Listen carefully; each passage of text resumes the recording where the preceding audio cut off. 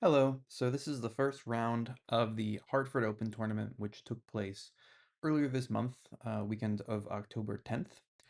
It was a five-round tournament, and we can get right into it with this first game against Max and Gargiola, rated 2178 at the time of the game. So let's see how this started. So it was a London system, and I played an early c5. So e3 is very normal, knight c6, knight f3, bishop g4. I couldn't quite remember what I had prepared in this line. Bishop g4, I talked with my opponent after the game. He said that it was sort of like a move that he'd seen in Blitz, but not necessarily like a mainline move in the position. Um, it felt sort of fine to me. I didn't really see why it would be wrong. I just want to play e6 and with my bishop outside the pawn chain. Maybe it's better on f5, but it felt like it's pinning the knight, so it makes it less likely that it will blunder. So bishop on g4, c3, I just play e6, queen b3, and I think some time here about queen b6 before realizing that if I were to play queen b6, there would be queen takes b6, a takes b6, and bishop c7 move, and I'm going to be losing that pawn because the bishop covers the b5 square. So queen b6 is just not working here. So queen d7, I eventually choose knight bd2. And here I play a6, which might not be the most uh, accurate move, but it felt like, okay, white here really wants to just develop the light square bishop. That's the next thing that needs to happen for white's position. And if I play a6, then the bishop now needs to go to e2, whereas it really wants to go to b5. And at some point, if I did let it go to b5, probably I'm going to end up kicking it with a6. So just to avoid any tactics with bishop b5, knight e5, those sorts of things, just a6 now. And this got my opponent to play this move queen b6. And I didn't even, when I played a6, I sort of knew that it weakened the b6 square, and then as it was his turn in this position, I was thinking, he might be able to play queen b6. But then when he did it, I sort of realized that I have this just maneuver knight to e7, and I felt that this was a very nice move because I'm threatening knight c8, which is going to kick the queen back. If queen takes c5, knight c8 traps the queen, and if pawn takes, then the idea was knight c8, queen goes back to b3, bishop takes c5, and I've fixed all of my problems. So I think, and after the game we did talk about it, and this move was just missed by my opponent. And so in the game, he thought for a while and then eventually just played queen back to b3. And now I think black probably has a slight edge. I don't think it's anything serious, but definitely the last two moves, I basically just got two free tempi to be able to bring my knight from g8 to c8, and now it's the same position, but my knight's already on c8. So that's definitely helpful for me. In the game, just white naturally developed, bishop e2. And here I took on d4 because I want to be able to play bishop d6 and not have to recapture on c5. So takes, bishop d6, and now we sort of enter Carlsbad structure. But I think it's probably a favorable Carlsbad structure for me because, my bishop is outside of the pawn chain. It's like you would sort of expect, like I'm on the white side of things and I already have a6. The queen on b3 isn't really that well placed because I'm going to eventually put a rook on b8. Um, I don't know. It's probably nothing crazy for black, but it did sort of feel like I had a little bit of an edge here. Takes, knight takes, castles, and then I castle pretty quickly. I could maybe consider playing the move h6 here because and I sort of knew this in the game, but it just felt like I wanted to get my king to safety, and if I have to lose the bishop, that's okay. But if I play h6, then I will always be able to play bishop f5 to h7, whereas after castles h3, I'm going to have to trade the bishop for a knight in some way. If I play the move bishop h5, there's knight e5, and probably there, if I just take the knight, he takes on h5, I can play knight c4. We're going to get sort of a similar position to what happens in the game. In the game, I just decide to take on f3. But again, maybe instead of castling, I should play h6 to keep the bishop. I would not be surprised if that was a better move. But now I just get my minority attack, sort of what I was hoping for when I took on d4 originally. a4, rook a b8. I do lose the a file, so white does get pretty active on the a file. Um, like this with rook a6, but it felt like, okay, there was no real way here to maintain the a file. I think a4 is just, it makes sense for white to do this. This is a good move. Um, so after rook a6, I just play rook fc8, and on rook fc8, I actually offer a draw because I feel like there's no way I can really be worse, but to press would uh, it seemed sort of hard to press. My opponent is also rated, over 200 points higher than me. So draw felt like a pretty reasonable result given how this position occurred and where we are now. He does have the bishop. My pawn on b5, if I can play b4, it's nice because then I'll have backward pawn on c3 to play against. But if I can't, then I do have this weakness. He has sometimes knight e5 can happen, so my knight on c6 is a little tied down. Um, but the other reason that I offer this draw is because I was actually at this point down maybe 10 minutes on time. I think I probably had like maybe 12-ish minutes, and my opponent had maybe I had 20 something. He had 30 something. I was down like about 10 minutes. And then after I offer the draw, he thinks for a while, maybe longer than he would have if I hadn't offered the draw, but maybe not. He plays this move, and then I immediately play g6 because my plan is, I just want to play a couple of quick moves to equalize the time while he's, thinking about how he's going to play this position for a win. So I get g6, and then I started being, when I offered the draw here, I was maybe down 10 minutes, and then in this position, I was maybe up 5 to 10 minutes. So I think that the draw offer paid off in the sense that, he's going to play on because he's higher rated. The position probably isn't better for white at this time, but he has to work out a plan if he wants to play on. So I think that was a good offer there. Queen a2 there's not really many things that I can really suggest for white to try to play for a win. It's sort of white just needs to sit and hope that I play b4 at some point. After queen a2, I do play b4 because it seems like a good move. Queen goes to a4. I take on c3. Queen c7, just sidestepping this pin, which was a little bit bothersome.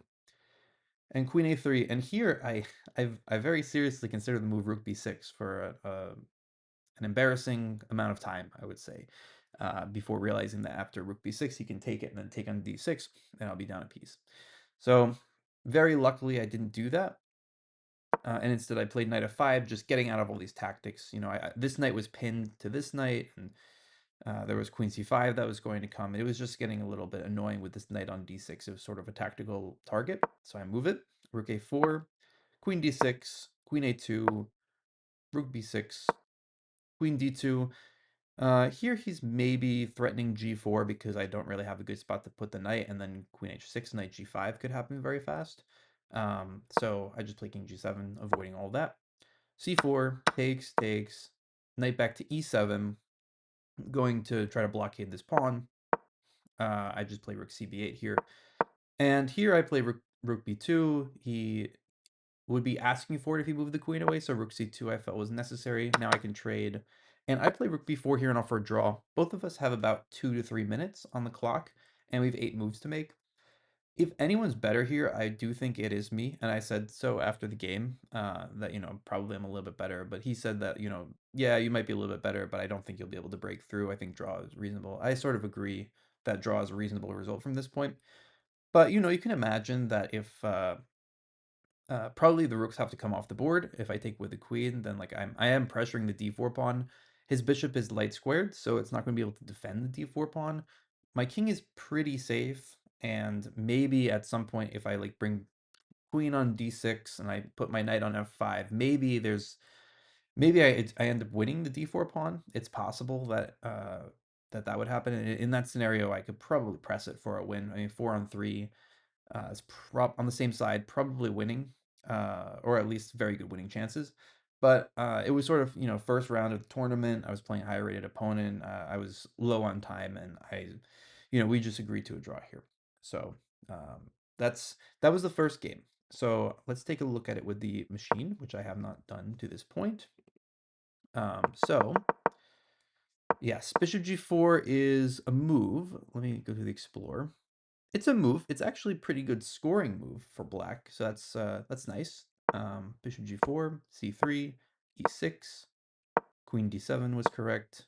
Knight d2, c4. Yeah, so I was actually considering this idea of c4, and then I was even considering it in conjunction with f5. I told my opponent about this after the game, and he sort of looked at me like I was crazy, which maybe I am, because after c4, he's just going to play, b3, and if I play b5, then a4, and my rook is undefended on a8. So probably that sort of thing doesn't work out for me. But here, it looks like c4, queen d1, knight f6, and I'm just basically saying that I have the e4 square controlled for now, and it's difficult to attack it again with another sort of support the e4 push. The reason I was looking at f5 was to stop this break. So what about b3 there? So let's just say c4, queen d1, uh, and now if he played b3, which is what he was thinking about, or it's my turn. So I was looking at f5, which I think is probably asking a little bit much of the position, but he was saying b3, b5, a4. But yeah, I do have this b4 move, which I was sort of thinking might be possible in the game. But either way, I eventually threw out. I stopped considering this idea, and just played a6. Queen b6. Yeah, so this is where black is a little bit better after knight ge7, but not much. Actually, it thinks after takes knight c8, queen b3, bishop takes, the white's actually still has a slight edge. But after queen b3, knight c8. Okay, so I don't actually have much here. What was I supposed to do instead of knight c8? Just knight g6. Yeah, I considered knight g6 because it's a tempo, but I didn't like that my bishop sort of got stuck out here. Like I want the g6 square for my bishop. If I play knight g6, bishop g3, like where am I putting the bishop after h3? Am I like if in this position? If I play this, it wants me to take. Okay, let's just say takes. Uh, well, now it's my turn, and actually, it wants me to just play h5. Okay, so this is actually a nice idea. h5, because now on h3, yes, it looks kind of awkward here, but there's no way it's ever going to get trapped because I have the g4 push under control. The squares where the knight could attack the bishop are also sort of not easily accessible. Like this one, the knight controls. This one's a bishop is on it, and this one, it's hard to even imagine a knight getting here. So I do sort of understand this, but in the game, it felt too awkward for me to put the knight there, so I put it on c8 where it would support the d6 bishop d6 move. Knight take, bishop d6, takes, knight takes, castle, and yeah, h6 I think is the correct way to play here. Castles is also being listed. Now it's being listed. Well, it's sort of thinking about it, but I do think that h6 is the best way to play just to maintain the light square bishop. Castle's h3, and I take here. Apparently bishop h5, knight e5. Why is knight e5 not so good here? I just take it, bishop takes, and knight c4. So this is apparently a slightly better version of what I got, which was here I just took. And for some reason, it doesn't like this quite as much, although it's almost a negligible difference. It's just these tenths of a pawn. But yeah, I guess the other one is a little bit, it gets the knight to c4 a little bit faster. I thought it would just get kicked with b3, but then c3 pawn it would become weak. So sort of understand. Queen b7. So queen b7 is a move that I didn't consider that much, but it makes sense because then I don't give the a file. In the game, I couldn't figure out how to not give the a file in a way. Like I was looking at rook fb8, which blunders the b5 pawn after takes, takes, takes, takes, takes. So I play rook ab8, takes, takes, and rook a6. So this is fine for me. I play the best move rook fc8 and offer a draw. Position is equal. Black has slight. It's like a black zero. Like the evaluation of the position is like a black zero. Next rook comes in. G6 played very quickly. Queen a2, b4, queen a4. I just took on c3, bc3. Queen c7 was queen c7 was good. Just getting out of the pin. And here, yeah, maybe knight e4 is a little bit better. What I didn't want to have happen was c4, but c4 is not really working here because it just my knight on e4 is not really being hit by anything. For some reason, I just didn't like the idea of it being undermined, even though it's not being attacked by anything.